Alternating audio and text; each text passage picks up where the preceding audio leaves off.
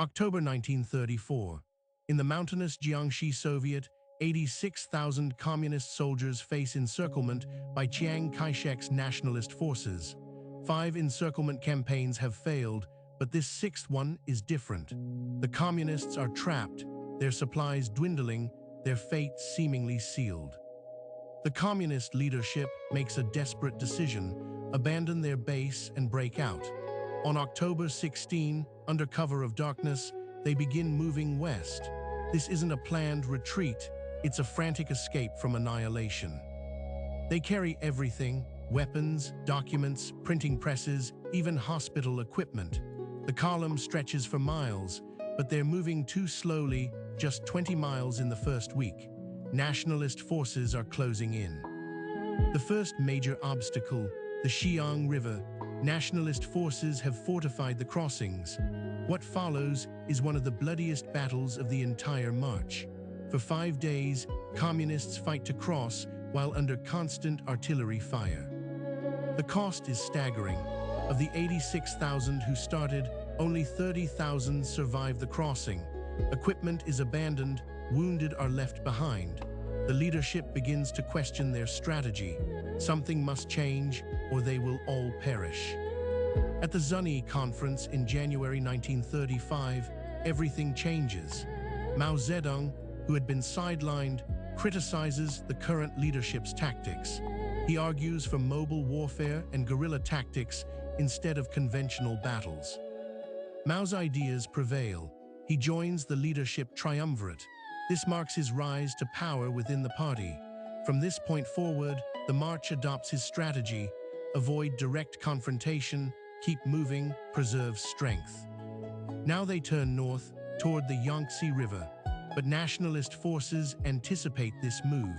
They've destroyed all boats and fortified the banks. The communists must find another way across China's greatest river. In a daring night maneuver, a small force captures a ferry crossing at Jinsha River, a tributary of the Yangtze.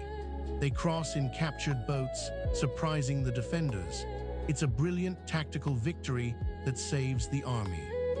But greater challenges await. Ahead lie the Luding Bridge, a chain suspension bridge spanning a deep gorge. Nationalist forces have removed most of the wooden planks, leaving only chains. They're confident no one can cross.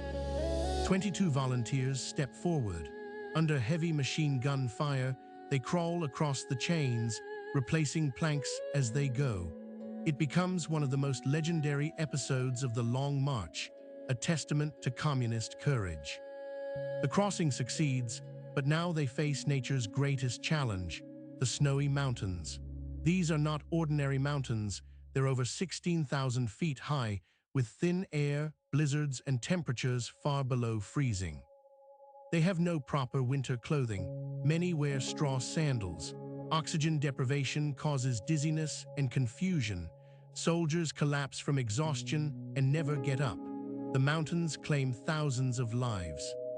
After the mountains comes the grassland, the treacherous Zoyge Marsh. This is a deceptively beautiful landscape of grass covering deep mud. One wrong step means sinking without trace. It rains constantly. There's no dry ground to sleep on. Food runs out, soldiers eat leather belts, boiled grass, anything. Dysentery and disease spread rapidly. The marsh becomes a graveyard. Through all this suffering, political work continues. Political officers give speeches, distribute pamphlets, recruit from local populations. The march isn't just survival, it's a mobile political education campaign. Mao consolidates his leadership during the march. He gives speeches, writes poetry, inspires the troops. His personal physician treats soldiers, building loyalty. The suffering creates bonds that last decades. Other communist forces are also on the move. Zhang Guotao leads the Fourth Front Army on a parallel march. In June 1935, they meet at Liangheku. There's celebration, but also tension between the leaders. Disagreement erupts over destination. Mao wants to go north to Shanxi, near the Soviet Union. Zhang wants to go south to establish a new base. The armies split, a decision that will have tragic consequences. Jiang's southern route meets disaster. Nationalist forces ambush and decimate his army. Meanwhile, Mao's forces continue north, finally reaching Shanxi in October 1935. They've marched 6,000 miles in 1 year. The numbers tell a brutal story. Of 86,000 who started, only 8,000 arrive in Shanxi. That's a 90% casualty rate. But those who survive are hardened veterans, utterly loyal to Mao and the communist cause. In Shanxi, they establish a new base at Yan'an. Here, Mao develops his ideology further. The Long March experience shapes his thinking about revolution, peasant support, and protracted people's war. The march becomes central to communist mythology. It's portrayed not as a retreat, but as a strategic maneuver, not as a defeat, but as a triumph of will. The suffering is recast as necessary purification. When the Japanese invade in 1937, the communists are positioned perfectly. They've survived the nationalists, they're battle-hardened, and they have a compelling story of endurance that attracts recruits. During the Civil War from 1945–1949, Long March veterans form the core of communist leadership. They understand sacrifice, they know how to mobilize peasants, and they're fiercely loyal to Mao. When the People's Republic is founded in 1949, Long March veterans dominate the new government. Their experience becomes the official founding myth, proof that the Communist Party can overcome any obstacle. The mythology grows over decades. Schoolchildren learn about the heroic march, museums display artifacts. The route becomes a pilgrimage site. It's no longer just history, it's a foundational national story. But what really happened? Recent scholarship reveals complexities. There were actually several marches by different communist armies. Not all followed Mao. Some decisions were desperate, not heroic. The human cost was enormous beyond the soldiers. Porters, guides, local supporters, thousands perished.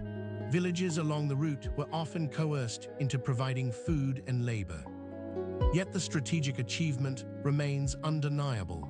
The communists preserved their core leadership and army when both should have been destroyed.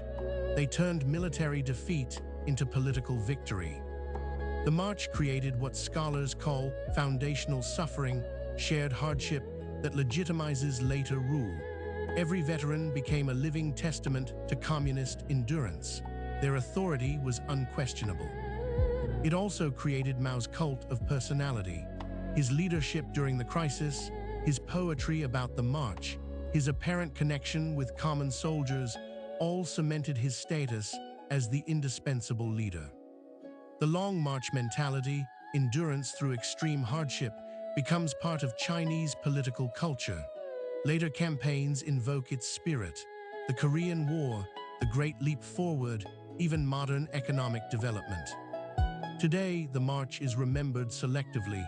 The heroism is emphasized, the suffering is sanctified, the complexities are simplified. It serves as a story of national resilience and communist triumph. So was it a retreat that saved the Communist Party? Absolutely. Without that desperate escape, Chinese communism might have ended in 1934. The march turned certain defeat into eventual victory. But it was more than military survival. It forged a leadership, created a mythology, established Mao's dominance, and provided the foundational story for a regime that would rule China for decades. The 8,000 who survived became the nucleus of the revolution. Their experience, the rivers crossed, mountains climbed, marshes endured, became the template for communist struggle. A retreat became redemption.